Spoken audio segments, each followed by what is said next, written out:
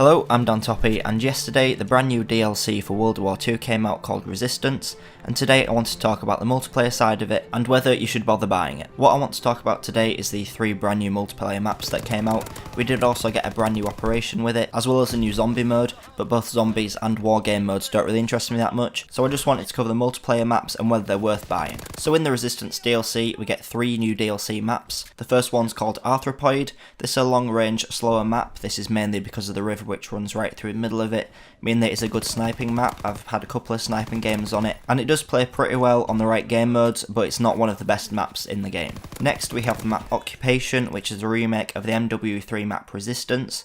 I can see why they've done this, keeping it with the DLC name, but it doesn't really make much sense to remake a map that was only remade last year for Infinite Warfare. It does play exactly the same though how it did in Modern Warfare 3, and it was a great map back in that game, but if you have been playing COD for quite a while, or even if you just played Infinite Warfare last year, you will have already played this map play out quite a lot and it might be a bit boring, but it does still work really well. And finally we have Valkyrie, which is probably the best map out of the 3 because it is brand new and also really well laid out. It's a pretty small map, all centered around one middle part with lanes going around each side of it. I found it worked best on hardpoint game modes, even though there is only a mosh pit playlist out at the moment, so we can't specifically select how we want to play these DLC maps, but if you are lucky enough to get this map with the hardpoint game mode, you should be able to play really well on that. There are rumours that the layout of this map is based off the Detroit map from Call of Duty Advanced Warfare. That would make sense since it's from the same development studios and possibly even the same designers, but I think it's more likely they just saw how well that map played because it was one of the best maps in the game. They just wanted to try and replicate that as well as they could without doing a complete copy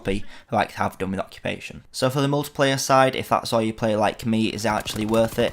Well, normally we'd get 4 maps in a DLC, this time we only got 3. I don't know why we're missing the 4th map, and I haven't seen any of the developers say anything about it. I know they have been making a lot of free content and the free division as part of the Resistance event, but as the season pass and the DLC is the same price as it has been in all of the other Call of Duty games, I don't see why they should take away from the amount of maps we are normally getting, even if they are spending extra time on cosmetic items and new divisions. The most likely reason why is because they've spent the extra time working on the new operations map, but for people like me who don't really care about playing the war game mode, and I know quite a lot of people don't, it just seems like we're missing out on something that we normally would have got. As I said, Occupation is a remake, and this is the 3rd game that the same map playout will have been used in, so a lot of the player base has already played it, which does make it a bit old and boring. I didn't play that much of Modern Warfare 3, but because I'd already played it in a different game, it wasn't that exciting to play, and I already knew the full layout, so it's not like I have to learn anything new. Arthropoid isn't great, even for snipers. There's a lot of walls at that river, meaning that there's only a few spots where you can actually snipe well, unless you are a really good quickscoper, so it's kind of a mess of playstyle. Some places you want to play as a sniper, so then you'll take an assault rifle to do both, but in the close range you'll get destroyed by SMGs. As I said, Valkyrie is very good, and if anything was going to make the multiplayer side of this DLC worth it, it would be that map. And because of this, once the DLC's got a bit older, it's likely to be the only map you'll play,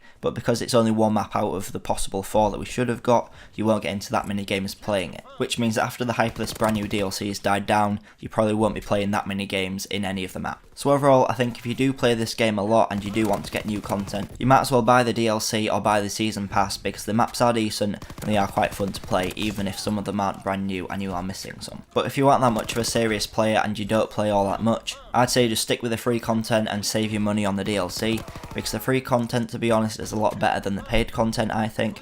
We got a whole brand new division, which makes it 6 divisions instead of just 5, which opens up loads more progression in the game. We also got another weapon and another perk as part of that division, which focuses mainly on pistol-only gameplay, so it gives you a brand new playstyle to learn, and it also opens up a lot more content for you to work your way through. But that's just what I think of the DLC. Let me know what you think of it in the comments down below. If you've enjoyed this video, please make sure you leave it a like, and make sure to subscribe for lots of Call of Duty tutorials such as Going for Gold and COD Bootcamp, and more commentaries like this. But thanks for watching, and I'll see you in the next video.